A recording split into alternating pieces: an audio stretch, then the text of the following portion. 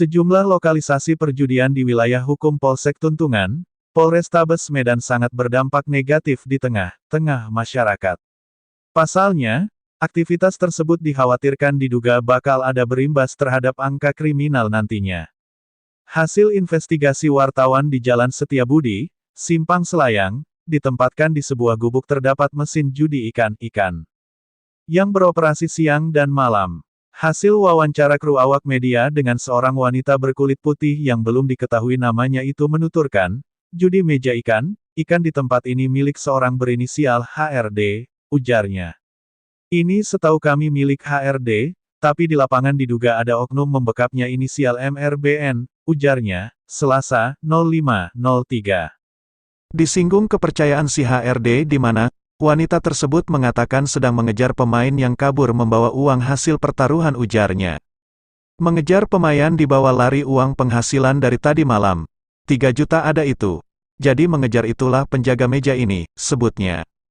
Usut punya usut, ternyata perjudian yang dikomandoi oknum MRBN ternyata tidak hanya satu tempat, berjarak kurang lebih 1 kilometer ditemui kembali meja ikan. Ikan ditempatkan di sebuah gubuk persis bersebelahan dengan pesantren dan SPBU.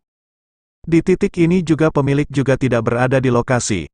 Oh, jarang oknum MRBN kemari. Dia biasa di Pales 7. Di sana ada juga meja dia, ujarnya.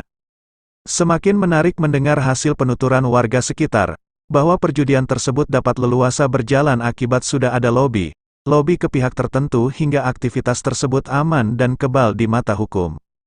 Berlanjut investigasi kru awak media berada di Pantai Bokek Gang Pantai. Di sana juga ditemui meja ikan milik HRD dengan pengawas sang oknum berisial MRBN.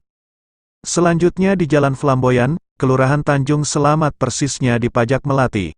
Pada titik ini juga ditemui 2 meja ikan dengan merek logo Manik. Informasi lainnya dihimpun, bahwa mobil patroli juga kerap datang ke lokasi ini meminta jatah Rp20.000. Atas sederet dampak yang ditimbulkan oleh perjudian ini, lantas muncul beragam tanya. Akankah kepolisian tutup mata melihat fenomena yang tak lazim ini? Apakah lokasi tersebut bisa ditutup? Sekedar diketahui beragam dampak yang ditimbulkan oleh kecanduan judi yang disebut juga sebagai gambling addiction atau gambling disorder merupakan salah satu bentuk dari gangguan mental.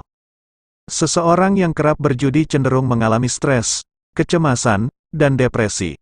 Kondisi ini umumnya terjadi bila mereka merasa tidak mampu mengendalikan kebiasaan judinya tersebut.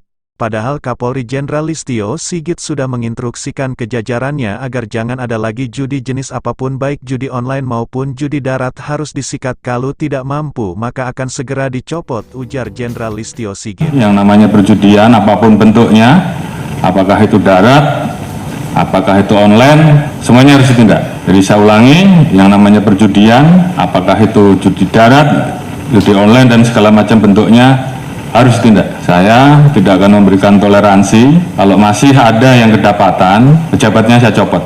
Saya tidak peduli, apa itu Kapolres, apakah itu Direktur, apakah itu Kapolda, saya copot.